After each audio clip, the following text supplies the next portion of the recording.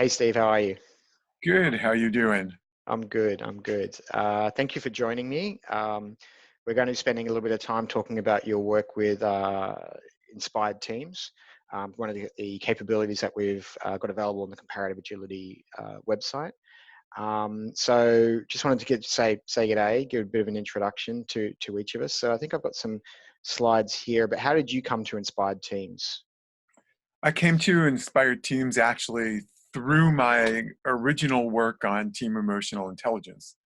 So my dissertation was on teams, and a colleague of mine and I, we published an HBR article in the early 2000s on team Yep. emotional intelligence, and then um, Inspired Teams is the next iteration of that, which incorporates some agile concepts into it. Yeah, because that's a big part of self-organizing teams is them to be able to have some sort of emotional literacy, so they can self-organize and work together on complex problems. So I can see how it really those two things fit together, and that's what you're saying there. That agility and that team emotional intelligence are quite tightly intertwined. Yeah, absolutely. And the emotional part turns out to be a really critical piece of making teams work well. And in my experience, teams are not really good at building a culture that processes the emotional elements of the team very well. Yeah, and that we just expect a lot of teams that just that stuff just happens. You could take someone, they're being hired for a role, they get thrown into a team, it'll just work itself out. But there's a bit more to it than that. And you just mentioned processing of events, of trauma, if there's even something that happens in the market or something like that, and being able to work effectively to move through that and be effective as a team. Then. Yeah, absolutely. And that's part of the Inspired Teams framework is building a culture that helps teams deal with the challenges that they naturally face and the failures that they face and the events that come in, and do it in an optimistic way so Mhm. that it creates energy rather than saps energy from the team. And that really plays into the agile concepts of uncertainty, the whole VUCA kind of, volatility, uncertainty, etc. We're going to have failures. We're going to have to learn and be positive about when things don't go the way that we expected. But okay, so how can we use this for a force for good in our team as opposed to sapping energy and apathy and maybe even distrust amongst our team members and the organization really at a whole level. Yeah, absolutely. Yes. Okay, so let me start sharing my slides we put together for this chat. We put together a few. Here they are. Whoops, get rid of that. Okay, can you see my screen? I can. Great, awesome. So let's just introduce ourselves. This is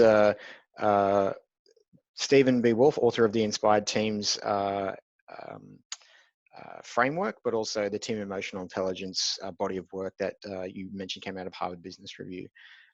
My name's Simon Hilton. I'm an agile coach and head of product management at a company called Willow in Sydney. And today we're just going to talk a bit more about that. So we just talked about how inspired teams came from a very long history of research of yourself and others, and not it's almost came in parallel or from agility. They weren't together. This doesn't come out of agility. Sorry, it's something that's just an innate part of teams and organizations. Is that correct? So in Inspired Teams incorporates the team emotional intelligence, and then I've taken the concepts from the agile practitioners and what I've seen that makes agile work really well and incorporated into the team emotional intelligence framework Yeah. and reframed it and changed a little bit of the terminology to be more in line with agile, and it's now Inspired Teams. So it's kind of a marriage of Mm. team emotional intelligence with agile. Okay. So can we talk a little bit about, I mean, the term team emotional intelligence? I don't think people will be really familiar with it. How did team emotional intelligence come out? So team emotional intelligence, my colleague Vanessa Druskett was working at Case Western, and she was asked to write a book chapter on emotional intelligence by Dan Goleman. You know, he asked her to write a book chapter, at the team level. And Mm. so she and I were both colleagues as doctoral students. And so she asked me, would I like to join her? And we put it together back in 2000, 1999, something like that. Hmm. And that's how it came out. And we've been using it for what, 19, 18 years now. And we've done research on it and have developed the framework, the team emotional intelligence framework over the years. So that's where that came from. It was trying So to. most people, as you pointed out, would be familiar with the individual emotional intelligence. It was quite a big thing, as you pointed out, what, early 2000s, around the concept that you had kind of intellectual intelligence, which is, you know a lot of stuff, but the emotional intelligence of being able to understand your emotions, regulate them, and actually use them effectively in your day-to-day um, uh, practices and methods. So, but from what I understand, that doesn't directly translate to a team. Just because you're good at your personal emotional intelligence doesn't mean you're suddenly a whiz at a team level. Yeah, absolutely. And first of all, I just want to clarify that there's confusion about the difference between team emotional intelligence and individual emotional intelligence. So team emotional intelligence has nothing to do with the individuals. Mm. It's a team level concept. It's a team level ability to build a culture that's healthy emotionally, basically, Mm-hmm. where people can discuss things that are difficult and people can express themselves, and where challenges are not, you know, um, detrimental to the team, but they see them in an optimistic, like those types of things, where they can build relationships outside the team. So it's really building that team culture. Now, interestingly, we've done research on individual emotional intelligence and its connection to Mm-hmm. team emotional intelligence. Mm-hmm. And it turns out there's very, very little, if any, correlation between the level of individual emotional intelligence and the level of team emotional intelligence. The only Mm-hmm. place that there is a correlation is in the team leader. So if the team leader has more individual emotional intelligence, the team will tend to have more team emotional intelligence. But it's not about the collection of individuals and their emotional intelligence. It's much deeper than that. Yeah, that's a really, really intriguing concept, because I've seen it come up again and again and again, that a team is more than just a collection of individuals. Mhm. It's almost like an energy system or its own organism, which has its own needs. It has its own, um, uh, needs to be fed. It needs its own, it has its needs to achieve things, etc. But we often just think, when we look at people in a team, we go, well, it's Dave, Jan, Terry, Tiffany. But there's actually, that team has its own requirements as well. And what I'm hearing from you is that we can't just add up those people and suddenly we go, okay, or the sum of the team emotional intelligence isn't just each individual, but there's the way that the whole team processes, engages, and kind of exists really inside the organization. Absolutely. And if I had to say anything about um, some of the traps and some of the mistakes that people make in working with a team, it's making the assumption that it is the collection of individual talents.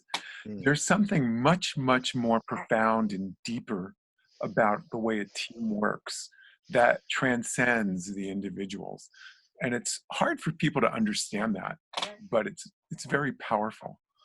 Um, I think I've seen that in my own coaching, and I've probably been guilty of that actually, even in my own coaching ability. It's just, okay, so that's the HR team, or that's the marketing team, but even just saying that, like, the marketing team in one organization is going to be completely different to the marketing team in another organization, based upon the synergy that's going on of the team members, of the environment, of the way that problems are dealt with, conflict, all those kinds of things, which means it does actually require each team its own. And this is where I'd like to kind of understand from your point of view, how do we address that metaphysical kind of object of teams day to day, rather than just saying it, because people often need something to look at, they need something to address and talk to. Is there any advice you want to give us around how we even come to start addressing the team before we start thinking about its emotional intelligence? Start addressing, well, the emotional intelligence is a team level Mm-hmm. concept that's important to look at when you're trying to address the entire team. Mm-hmm. So when we talk about the Inspired Teams framework a little bit later, Yeah. you'll see it's really kind of a map for where a team can focus its attention as a team Yep. to help it build an environment where it can thrive, and where emotions are processed effectively, and where there's transparency, so things are Mm-hmm. not, below the surface, but they're able to be shared by team members. So the whole inspired teams framework, which incorporates the team emotional intelligence, is the way that you get to that team level construct. So, one of the things that I always tell teams that I'm working with, so, they will come to us with a problem. So, for example, there's slackers in the teams, or Mm-hmm. there's a dysfunctional member, or that kind of issue that they have, and they attribute it to the individual person. Yep. Or there's conflict in the team, and they attribute it to the team members not having the conflict resolution skills that they need. Mm-hmm. That's not the place to look. And so the first thing that I always tell my teams is, I ask them, so what are you as a team doing that contributes to that individual's behavior? Mm-hmm. How are you creating an environment that brings out the behavior that you're trying to correct? And Yep. almost always, it's a function of the environment the team's creating. So now, I will say, I'll put a little caveat in there. Obviously, that's not 100% of the time. Yep. It's a lot more than people give credit to. So if I had to put a number on it, 90 to 95% of the time, it's the team environment. There's 5% of the time when it's really an individual that's problematic. Yeah. I would say through my experience, I could agree with that.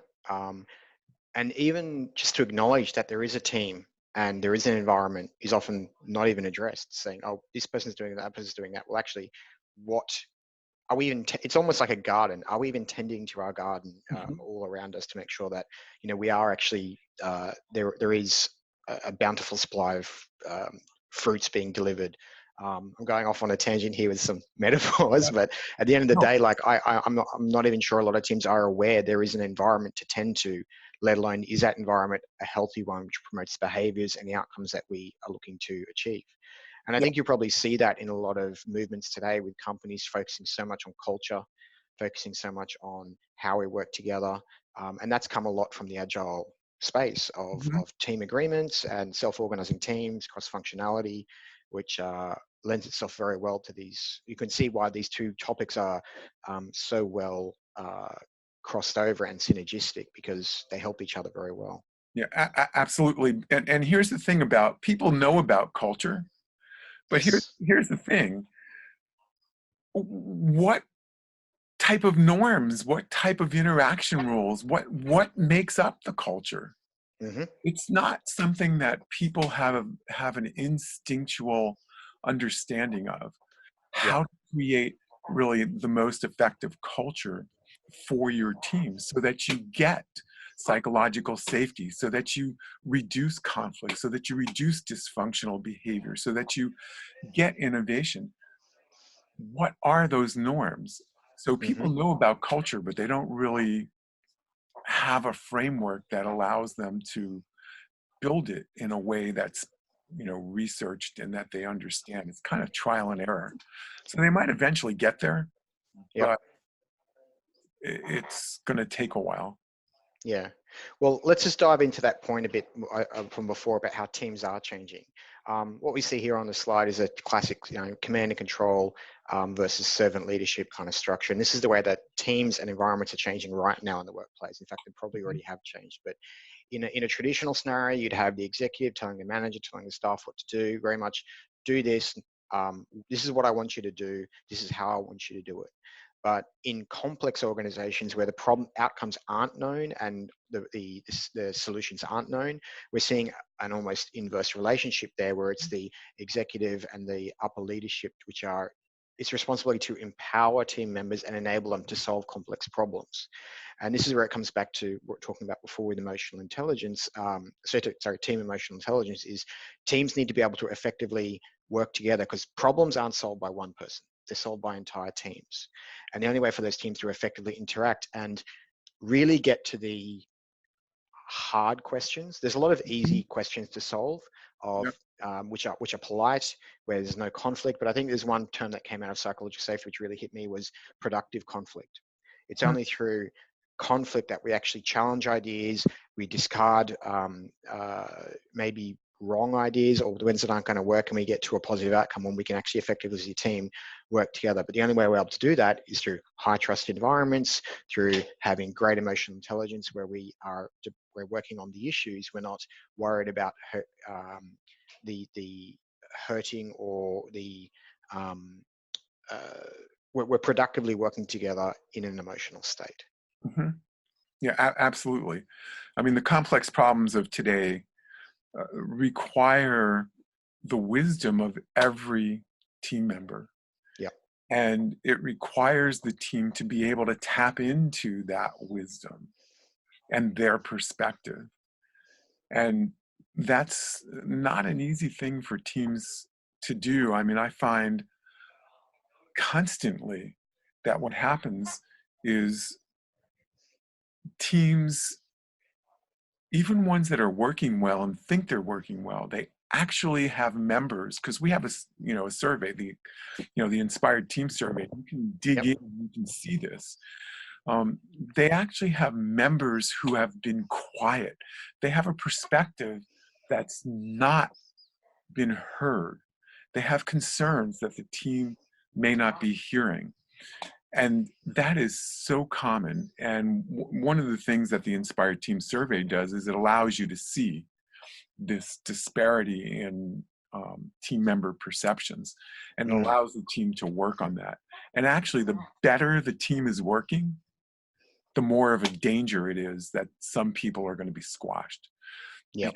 because that team doesn't want to break what they have. Yep. And so when somebody raises a concern, they get worried because it feels negative to them. Yep. I think a few things you said there. One thing that really made me a kind of a light bulb aha moment in the comparative agility platform was when I could see how I can measure how much disagreement there is in the group. Mhm.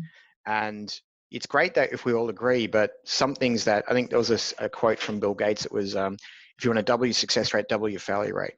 If you've got no failures and you've got no disagreements in your team, you're probably not getting the best out of them. You're probably not getting Yep. that A level where people can actually get rid of the dross and actually just get that really high quality, refined outcome. So I completely agree with everything you've said there. And I think I think everyone can kind of empathize with that they want to be able to productively engage in tough problems, in tough questions, but Right. without levels of emotional literacy and trust, we're never going to get into those complex spaces. We're just going to sit by and hopefully not upset the boat, not rocking the boat, but also it's easier to just sit silent than to get into any sort of negative conflict, which is based around ego or just, mistrust in the team. Yeah, absolutely. And for me, it's about setting the culture. It's about Yes. it's about the norms by which people interact. And Hmm. so when we talk about conflict, It's an interesting term, right? So people have tried to categorize conflict, productive conflict, unproductive conflict, relationship conflict, task conflict, all kinds of different ways to think about conflict. Yep. I think about it, I think about it in terms of the ability of the team to bring out and process different perspectives. Hmm. Now, there certainly can be conflicts that are not related to different perspectives.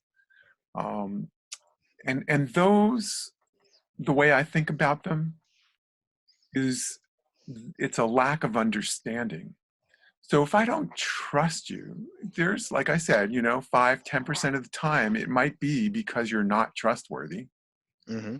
and because you've done something really that destroys the trust. But most of the time, it's because I don't understand you. I can't tell you how many times I've worked with cross-functional teams and one member has no clue what's going on in the other function. So they start to make up Mm. stories about what's going on. Yep. That's what causes the unproductive conflict. So I don't think of it as conflict. I think of it as a lack of understanding. Mm. And the other type of conflict I think of as, the ability to work with different perspectives. Yep. I actually find that a lot in, and it's something that I'm working on right now as well in my team, is that clear understanding of, do you understand your craft and what role you play, but also do you understand how that contributes to the wider team and how, how we work together. I think it's understated. Do you know your position on the team, and do you know how it contributes to us all? Because it's only through that empathy that we can have a clear conversation around whether I would really appreciate it if you could improve this so it helps me and helps the team. But a lot of the time, people don't really understand even what they do, let alone how it helps others. Yeah, Yeah. absolutely true. And they don't understand what their teammates do. Yeah. And this is not only in a team, in a cross-functional team. I mean, you can have this in. It's quite easy for someone in the development team to go, oh, those crazy sales guys, and it's quite easy Yeah. for them to go, well, those developers don't know how the real market works. It's really, as you pointed out before, it's really about empathy, Mhm. understanding, and trust comes from believing that there's goodwill. We're all trying to work towards the same team, same goals. We're all doing a little piece of the puzzle. And again, that comes back to alignment, of making sure that we can clearly understand and trust each other, that you're doing what you need to be doing and I'm doing what I need to be doing. But it's almost just there. I can see I'm going down a rabbit hole of the infinite complexity of emotions and teams and individuals, which is the point we're trying to make here, is that it's something which is implicitly just thought is going to happen, when it really needs to be stewarded and talked about within the team and across the organization. And by the way, all the things that you're talking about, the roles and the purpose of the team and how it fits in, those are all part of the Inspired Teams framework. So when the team takes the survey, they will get a measure of how strong people understand their roles, how strong is the common purpose that binds them together. That's part of it. Okay, well, let's talk about that. We'll go straight. This is a very high level overview, which we'll dive into each of these areas in a minute. But you just want to give us a short tour of these 4 quadrants? Short tour of what this is, yes. Yeah. So there are 16 norms in the Inspired Teams framework, and there's 4 in each of these quadrants that make up these quadrants. So what are we looking at here? These quadrants are arranged on 2 axes. So if you think about, what does it take to really have an effective team? Mm-hmm. In the end, you need energized team members. That's the energy side.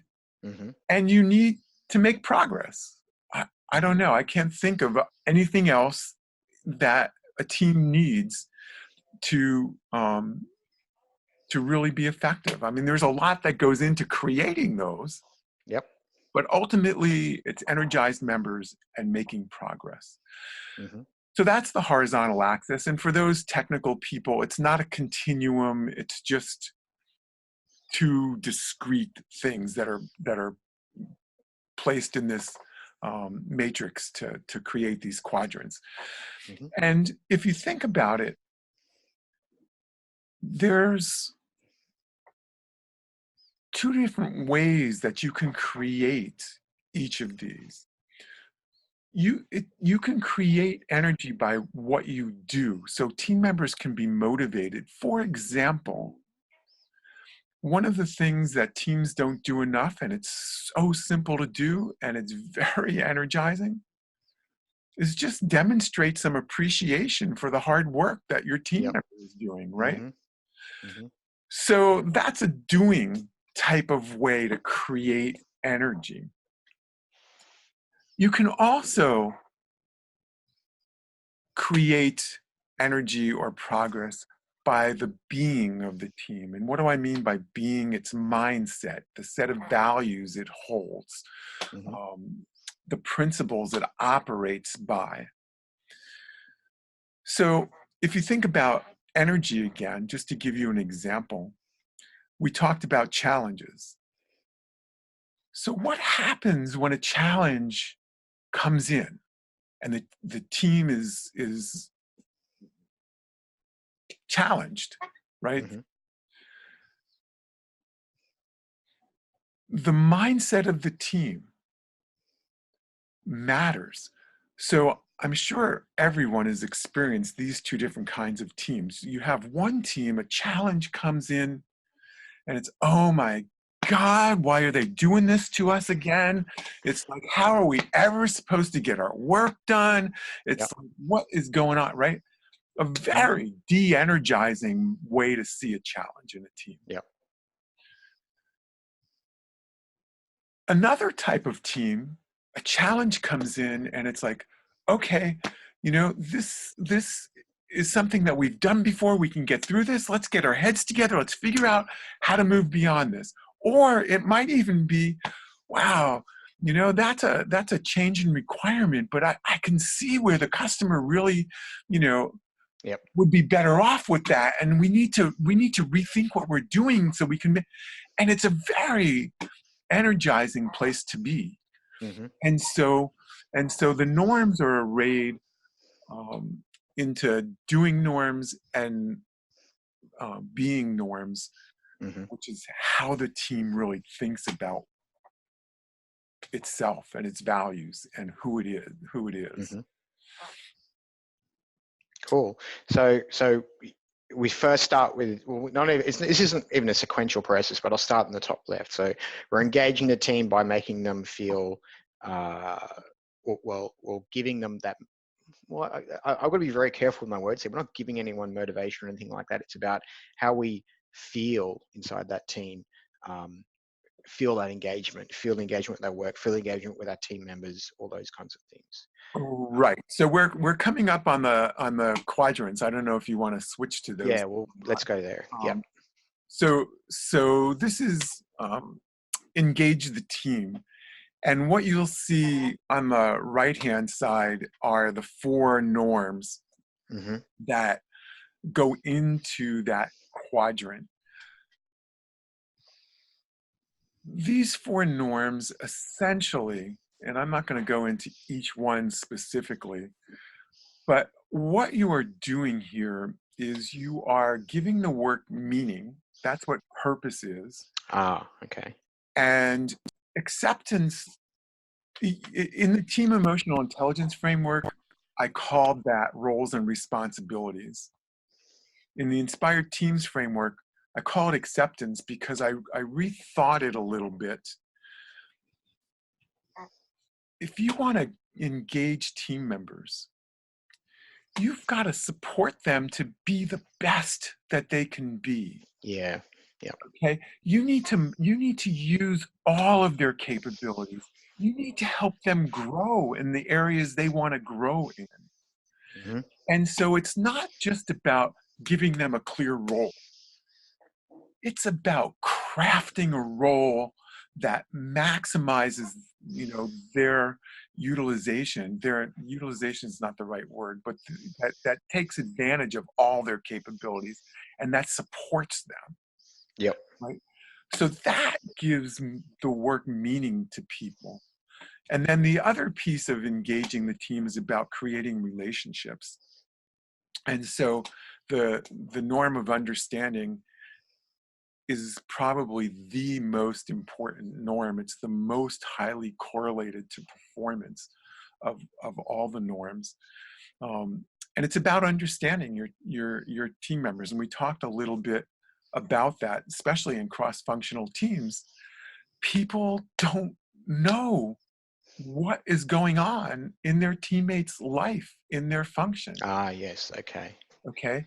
And Yep. so what happens is they start to make up stories, Yep. and they start to get in conflicts over these stories they're making up, which essentially have nothing to do with reality. They just don't understand each other. It's justification. It's not reality. Yeah. Exactly. And so the norm of understanding, the team makes an effort to make sure that members know what's going on in the life of their team members. And in fact, some of the initial research we did after we kind of went over this with the team, they started to develop their own ways of creating that. Some teams actually did field trips to the different functions to see what was going on. Other teams had team members do a 10-minute talk at the beginning of a meeting and talk about their function, but they started to build it in as a norm. Yep. And the It's other, funny that you bring this up, because when you talk, I'm flashing back to experiences my own where I've had a team member for acceptance. So a team member said to me, "I'm not even sure the business wants me to be here. I'm not even sure like I'm wanted." yeah, And that's where I can say, well, wait a minute, you're employed, you were given the job, shouldn't that be enough? But no, if you don't feel accepted and a part of the team, like, am I wanted to be here? It's exactly what we're talking about right here. And then finally, moving on to purpose is, do people understand what I do and why I'm here? But even on another level, do I believe that? Do I understand why I'm here? And am I committed to my craft? And am I given the opportunity to be the best I can be at that? and it's more than just the individual, it's the team as a whole. Yes. Yeah. What is the That's meaning very of important. the work that this team is doing?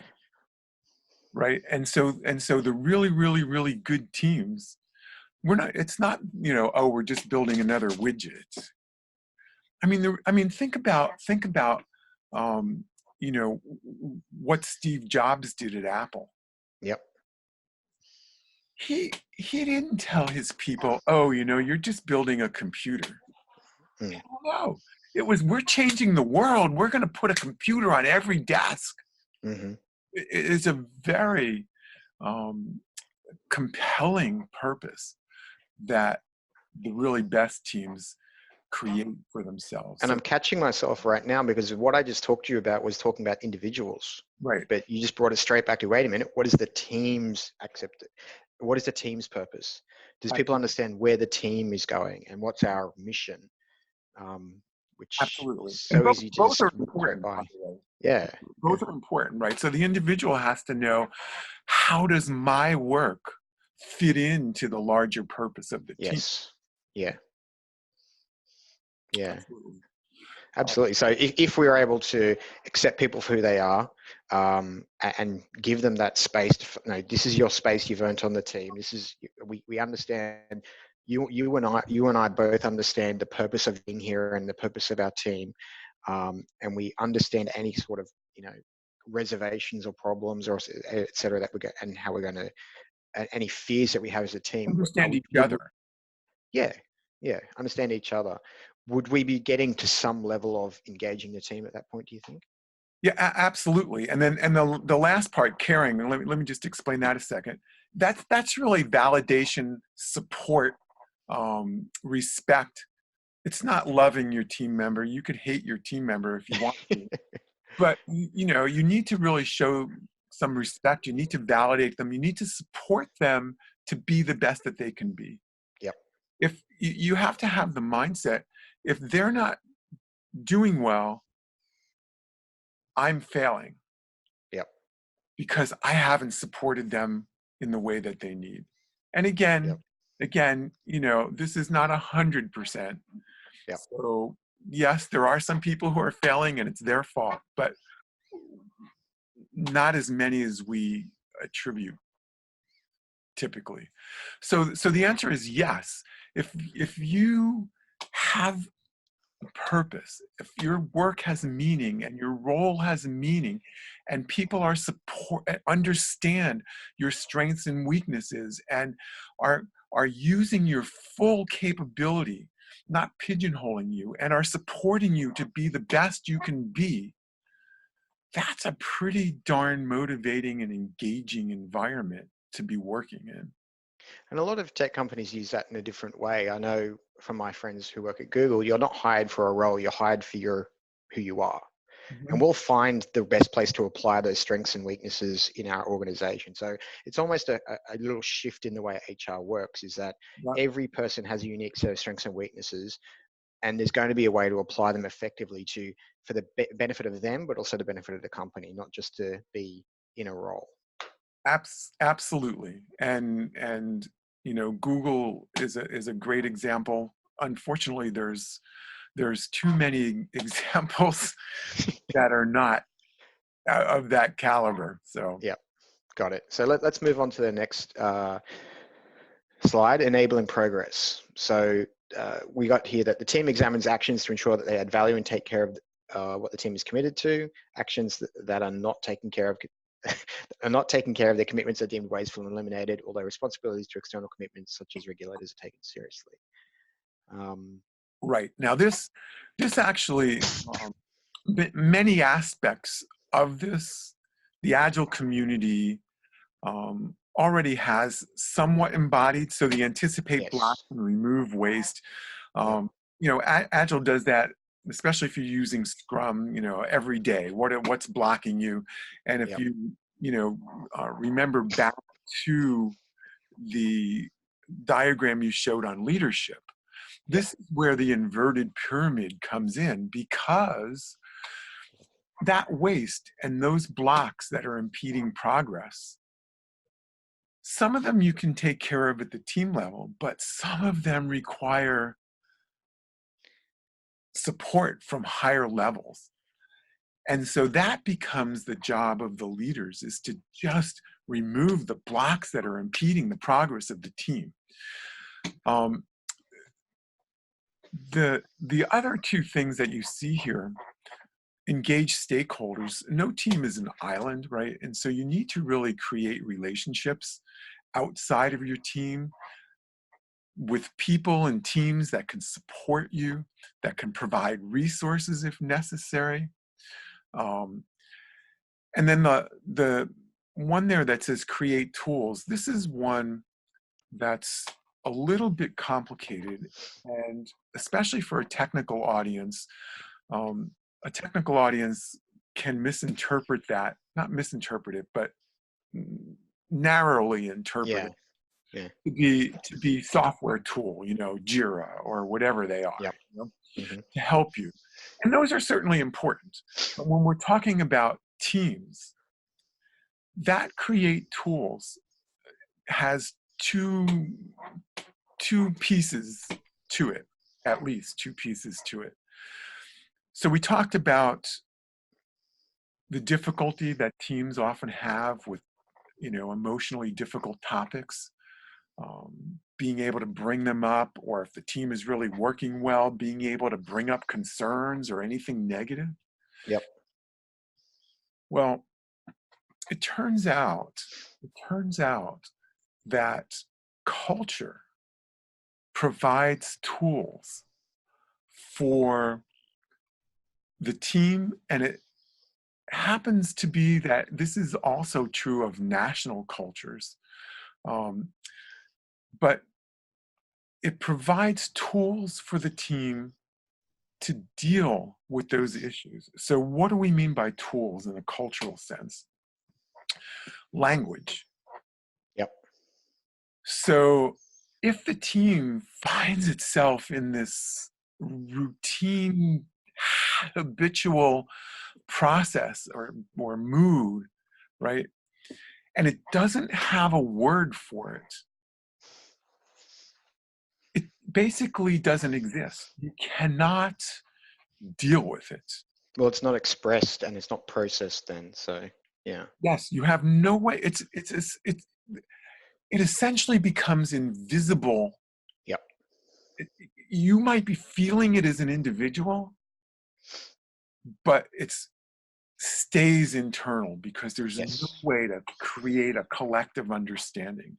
And so simply having a language and creating a word for a situation. And let me just give you an example. A colleague of mine and I, we typically have very good conversations where we connect. Sometimes we just go on for an hour talking at each other and not connecting. Yes. And one day we stopped and we said, what is going on here? This is not a normal conversation for us. And we named it. We named it a ship's passing in the night conversation. Hmm. So instead of what happened before, which was we would just do this occasionally and we'd do it for an hour and each of us would be getting agita inside and it just have no way to bring this out. After we named it, we could say, hey, I think we're having a ship's passing in the night conversation. Yep. It also turns out that we took the time, which is another resource, by the way, Yep. another tool. Okay, so it's another tool, taking the Hmm. time. We took the time to understand what was going on there. And what we realized is we each had unconscious concerns that we were trying to get our colleague to recognize. And when they didn't recognize it, we just kept saying the same thing over, just unconsciously hoping they'd recognize it. Once we realized that, the next time we had that conversation, not only did we have a word for it, we're having a ship's passing in the night conversation, we had a tool. Hmm. And that tool was very simple. What's your concern? Mm. And I can't tell you how much time and energy and distress having those tools saved us. Yep. So that's one aspect of tools that deals with the emotional process. And there's another aspect of tools that just deals with, when you have a retrospective, for example, sometimes it's like making a New Year's resolution, right? Hmm. Well, we want, this isn't working. We want to change this. And 2 weeks later, after you make your New Year's resolution, you've pretty much forgotten that you even made a resolution, let alone follow through on it, if you're like most people. And teams are the same way. They have really, really, really good intentions to take that learning and do something with it. But when you get back into the heat of the day-to-day work, it goes by the wayside. Yep. And so what a team can do for itself is create a tool. So Hmm. let me just give you another example to illustrate. Same colleague that I was talking to you about, we would often have these conversations and sometimes we'd go off on tangents. And we wanted to fix that. And we kept saying, look, we got to stop these tangents. And we say, okay, let's make sure we stop tangents. And the next meeting we went off on tangents. And we tried to create some tools to help us, and we still went off on tangents. And we finally came upon a very, very simple tool. What we did was we wrote the word tangent on an index card. And if I was going to take a tangent, I had to play my tangent card. So if you notice what this tool does, first of all, the word tangent is right there in front of us. So it makes us aware of what we agreed to, that we don't want to take tangents. Yep. It creates a little bit of mindfulness Hmm. because I have to be aware of when I'm taking a tangent and play the card. Yep. And then we added a little social pressure to it. So if I didn't play the card and I went off on a tangent, my colleague would play the card, essentially calling me out, Yep. something that you don't want to happen. That tool solved the problem to this day. To this day, if you watch me in a meeting, I don't play a tangent card, but I'll raise my hand and say, oh, I need to take a tangent. It's Yep. ingrained in my body Yep. to be aware of that. And so that kind of tool teams can create to help them follow through on their intentions. And I can go through a whole bunch of these, but Yeah, I think it's kind of the thing where well, firstly, they're not common. Like you've had to create your own, right? So you have to when each someone goes have to from, create their own, yes. yeah, but when people go from organization to organization, it's the same thing with agile. You've learned agile in a mindset, in a context. And then when Yeah. you move to another space, you may take some of that with you, but what's really important is not what you do, but we're all aligned. We're all playing from the same playbook. So that's where it could actually fall, not to the individuals, but the organization to create these tools. And say, Well, this is how we have conversations. This is how that's we why deal this with is a conflict and norm. tangents. That is why this is a norm. A norm means Yes. this is the way we are. Yep. And so, yes, it's up to every individual in the team, not Mm-hmm. just the leader, not just one person. It's up to every individual to reinforce this norm that we create tools when we want to change a habit. Yep. And so if the team says, well, we want to do that, somebody quickly raises their hand and say, okay, what tool are we going to create to help us? Mm-hmm. Yep. That's what makes it a norm. Yep. Yeah. Okay. Well, let's move on to the next thing. I think it's funny that this quadrant seems to sit so well inside the agile space, and that's Yep. where, but at the same time, it's easy to gloss it over because we just had a whole conversation there about creating not just reducing waste, but tools feels like it's a whole talk in itself. But It can get. is. Yeah, the blocks and the waste are absolutely agile. They were actually in the team emotional intelligence framework before I knew Okay. anything about agile, but agile does that really, really well. Yeah. Um, Cool. the others are Which agile fits into this as well, though, is the growth mindset of actually when we're faced with a challenge, how do we handle it? I think this comes back to what you're saying yeah, and before. this quadrant actually is the quadrant that's most inspired by agile. Yep. So in this particular quadrant, just as a piece of information, the only norm that was in the team emotional intelligence framework was the optimism one. Mm-hmm. The other three were added as a result of understanding what agile is about and what agile does. Yep. Yeah, so this really is it's about learning and dealing with uncertainty and creating possibility and innovating and creating breakthroughs is what really this quadrant is about. Mm-hmm. And in order to do that, and again, this is in the mindset piece, right? So this is essentially, how do we think about uncertainty? How do we think about challenges? Are we optimistic? How do we deal with failures? Mm-hmm. When things are uncertain, how do we deal with that? Do we experiment? Do we have curiosity about it? Yep. That type of mindset is what this quadrant is about. And it creates a world of possibility is something that I also tend to call this quadrant. Yeah. Because it creates breakthroughs and possibilities from operating here. Yeah. I think this is a very deep deck as well, because it's quite easy to say have a growth mindset, but it's not as easy as people feel, especially when there's a low safety culture. You need to be able to say, look, have a growth mindset, have some curiosity. The first thing, as you said before, when people have a challenge coming to them, it's like, well, oh, wait a minute. we could fail. Something could go wrong. And if that's the first reaction you have to challenge, it's not going to be very helpful in a constantly changing world with constant challenges, complex problems coming at you from a market, from a product, from a team point of view. So being able to have, this is where it plays into other areas like psychological safety, where when we see a challenge, we're not immediately afraid of attacking that challenge. We're not immediately afraid of failing. And this is where you have a point here about managed failure, managed risk. You know, it's a complex problem, but it's very almost, how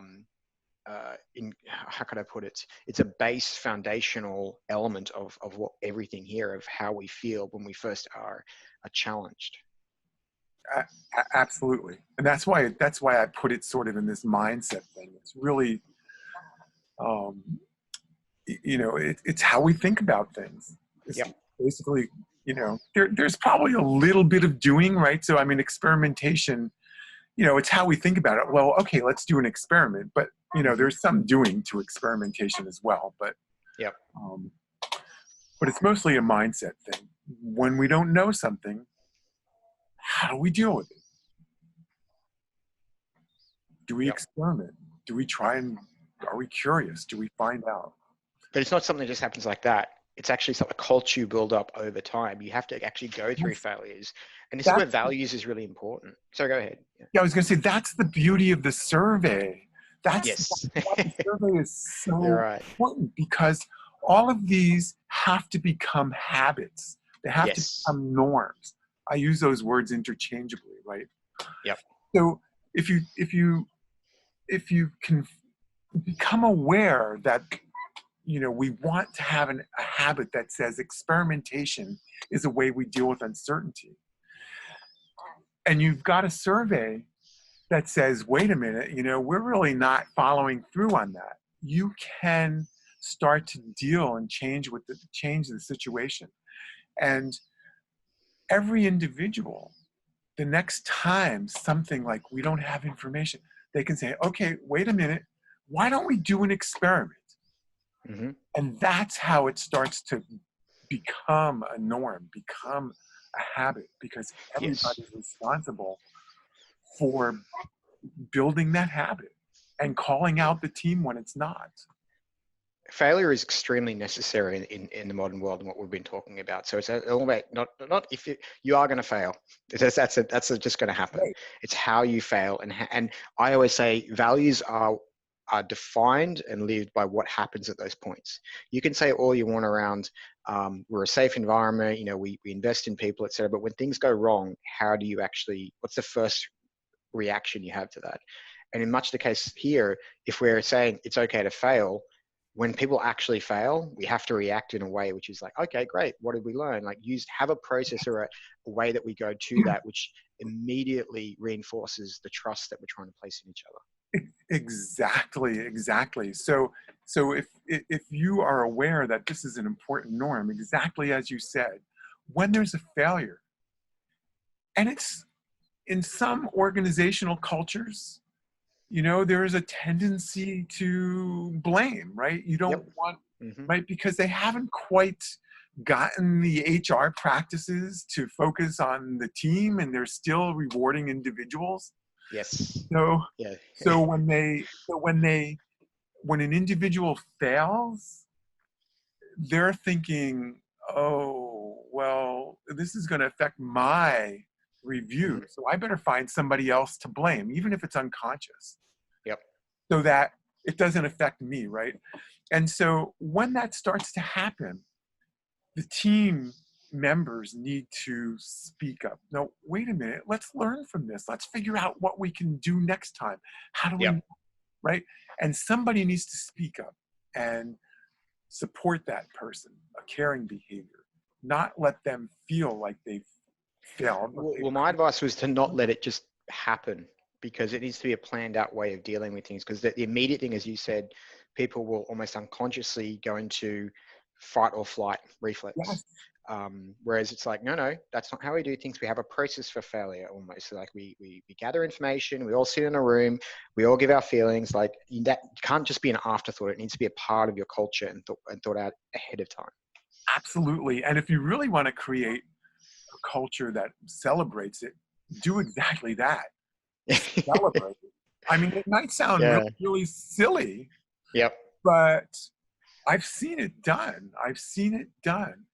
And Yep. I remember when I was a doctoral student, a story from Johnson and Johnson. It was a case study. And to make a long story short, an executive who, eventually became the chairman of the board and CEO, whatever, he made like $100 million blunder. Yep. And General Johnson, who was the owner at that time, called him into the office. He thought he was cooked. He said, "Congratulations." And guy looks at him and goes, "What are you talking about?" He said, "You just made $100 million learning. You just had $100 million learning, and go out there and use it and don't let it happen again." That story was transmitted throughout the entire organization Yep. and created a culture that saw failure in a very, positive learning type of way. And that's how you do it. And you can It's do that. amazing. That's a story that really hits on a lot of notes for me, because the failure culture is not just something someone made up. It is the scientific method. It is the method of proving or disproving things, because you can't just prove things, you need to disprove things as well. So Yeah. I like the idea that, okay, yes, we have, and it might sound a bit wrong to some people, but we have a failure party because now we know something that we didn't know before, or we've disproven something. This will not work because of these reasons. Right. As you pointed out, the most important part is we're not going to do this again and again and again, making the same failure. That's probably going to get you into a bit of trouble. But if you just learned something, share it widely. This has been disproven. Therefore, we can focus on proving something else. Right. And that reminds me of something that Thomas Edison said when somebody said, "Isn't it depressing? You've tried 1,000 filaments, Yeah. none of them work." And he goes, "Well, no, now I know 1,000 ways not to make it." Yeah, exactly. And this comes back to culture, especially at a team level and even organization level. Are you sharing that failure? Are you sharing that Yeah. knowledge? Because if you're not, you're actually setting everyone else up for failure when they make the same failure, when you could have helped them avoid it and saved cost, money, time for the whole organization. Exactly. Exactly. Yeah. Okay, let's move on to the next one, which I believe is the final quadrant, is mindful awareness. Yes. And this is really quite introspective. So mindful awareness is, it has a lot in it right now. Yeah. Um, and, I also think about this, it's an agile value in a way, which is transparency. Mm-hmm. So this is the quadrant that makes information visible. And there's lots of different kinds of information to be made visible.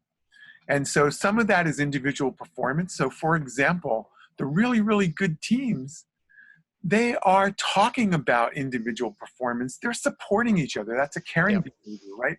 If somebody, is not doing well, somebody's helping them. Yep. Because if one person fails, the whole team fails. Yep. And so they're talking about individual performance, making it collectively visible. They're Mm-hmm. talking about team performance, and this is something that Scrum and Agile do regularly. Mm-hmm. But they're bringing it out in the open. How are we doing? What are we doing? How can we change? And you wouldn't believe how many teams that are not in an Agile environment don't do that. It's Yep. pretty frightening. Visibility is again, it's from Agile, and it may not be the best term, but what I mean there is make the work visible, right? So Yep. when you put your burn down charts on the wall, and when you put your schedules on the wall, and everything is visible for people to see, is what that's really about. What are we hiding, and why are we hiding it? Is really This can't be understated, because it actually ties straight into the individuals that we see. When we talk to someone face to face, like we are face to face, and it's about the work, it can quite easily be easy to confuse the work for the person. and therefore it becomes hard to have conversations, honest, really maybe even brutal conversations about the work and how it needs to change. I've found in my coaching, putting the work up on the wall allows us to collaborate much better because we're shoulder to shoulder looking at the work and the ideas and being able to collaborate on it more effectively on unblocking and problem solving. It may Absolutely. it may seem like a simple step, but it actually has huge effects of creating that trust culture between team members. Absolutely. And you can work on a problem. You can see it. It's not Hmm. hidden, and Yep. people can come together. Absolutely. And actually, some of the really, really forward thinking organizations, not so much teams, but organization, they actually make visible things that are taboo, like Hmm. salary information. Yep. Now, if you think about it, it's like, why are you hiding salary information? Because you don't want somebody to be upset? Well, if somebody's going to be upset, that must mean that you're not paying people right. Yep. So why not make it visible and just get it right? Yep. Um, the other piece of visibility is an individual piece, and that's um, making visible to the collective all of those internal assumptions and beliefs and thoughts and what's bubbling up inside of you that's creating a reality that only you are experiencing that needs to be shared among the team. Yep. And I will tell you that is probably the greatest reason teams don't work well. And the way I put it is that everybody is living in their own reality, and it's Yep. not a shared reality. Yep. And so that visibility also means create a shared reality. Easier said than done. I understand that. But that's the goal that the team really needs to set. I can't agree with you more. And I've said the exact same thing when I'm coaching people. It's just that it's quite easy, especially in the way that we've started developing software and an agile, et cetera. Everyone's got their own little Jira queue with their own little tickets, and they just work on those day to day. And it's almost this very siloed view, even though we're operating in this agile fashion. The moment I put everything up on the wall, though, and create visibility and context via a visual board, suddenly people are like, oh, wait a minute, here's the bigger picture. Do we all, because at the end of the day, you're in your stand up, you're actually looking across the board going, do we agree this is how the world actually is? Is this a proper representation of reality, as you put it? And if anyone's like, well, actually, I don't agree with that, it's like, wow, we just found out that we don't agree on something, or we have different perspectives. Let's resolve that daily. Let's not go Yes. for 3 months and then figure that out, later. Yes, and absolutely. And it also goes to what we were talking a little bit about in terms of understanding, because this is also, I don't understand why, you can't have your work done when we need it. Mm. Instead of letting that sit inside, if you can get the concern out, and it does take some skill here, but if you can get that concern out, the person can help. So this is where the norm of understanding comes in as Yep. well, right? Yep. So the idea is to understand each other. I don't understand what's going on, and the person can explain. My boss just threw 10 projects on me and told me that these are really, really critical. He doesn't care about this project we're working on, Yep. and my bonus is not going to be affected if I don't get that work done, Yep. right? And so now all of a sudden there's a little empathy, and people can understand each other a little Yep. bit better. So it's making that type of thing visible as well. Awesome. Yeah. So that's it. I think we're coming to the end of the 4 quadrants. Yeah. But if we just back up a little bit, there they all are. Engage the team, enable progress, growth mindset, mindfulness. And just walking through this with you, it's made it so clear how this isn't just an agile thing. And I really want to underline that. This tool can be used across any team in any organization. It will almost inherently bring some agility to your team, which is what Yeah. a lot of companies are looking for. They may be in a legal, they may be in a legal space or and accounting space, etc. And they just want to take on some more agility into their organization. But they can't, obviously you can't run Scrum or something like that in those teams. But the idea of the ideals and the mindset, I think, is fully present inside the Inspired Teams framework and allows for that understanding of how to create more autonomous teams, more emotionally literate teams, and how to have them engage around complex problems. Yeah, and I just want to add one thing, because when you talk about an emotionally literate team, it may not be so obvious how it creates that. And you talked about psychological safety, and we talk about trust and that kind of thing. When you operate with these norms, you build psychological safety. It's not Yes. something that you work on separately. It is an emergent property from the interactions that are created with these norms. You build Hmm. trust, Hmm. you build team identity. Okay. And so that helps the emotional life in the team as well, because these kinds of interaction build an emotionally healthy team. Yes, I think that's important because it's the same with agile and the fact of, oh, can we just turn agile on? Are we agile now? Can you give us a checkbox for that?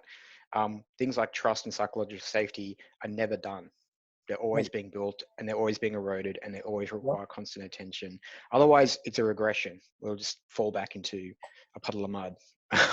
Which is why actually, I mean, using inspired teams and especially using it in collaboration with comparative agility, you can regularly get a beat on that over time and see directions in people's in teams, in organizations, and we can compare them against each other, Yep. the actual team versus the overall organization, etc., and really help you towards that journey, which is why it's a great tool. Yeah, absolutely, and it's certainly useful to do the comparisons, which the comparative agility tool allows you to do. But I would also, suggest to teams, don't get too tied up in the comparisons, because every team is different. Compare yourself at time one to yourself at time two, and are Yes, you I think that, improving, and are you building in the areas where you want to build? yeah, I think And that's an important thing. You don't compare team to team. You compare yourself. and, Are and you it'll give you getting some better day to idea. day? It'll give you some idea, but just because you're better than the average in a certain place doesn't mean that you don't want to work on it. Correct. Or just because you're below average doesn't mean you need to work on it. You really need to think about what's right for your team. Yep. And you can use those comparisons, but don't get too hung up on them. Well, that's a part of the comparative agility cycle, as you can see on the website, is that this is only once you've done the assessment, that's the beginning. That's That's the start. The most important part is what you do with that information. And you're not going to do everything at once. You're most likely going to pick one thing and have that as a conversation amongst your team around.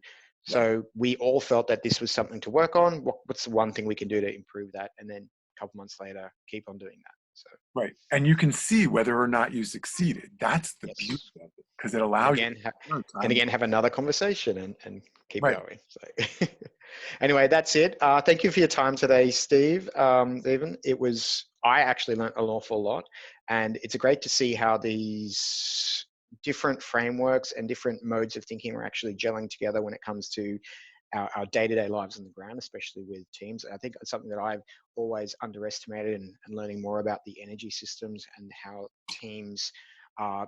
I'm not sure if it's always been this way or it's a way that it's happening in this agile world, but really, really important to lean into those team conversations, lean into the emotions, and give them the space and time that they deserve. Absolutely.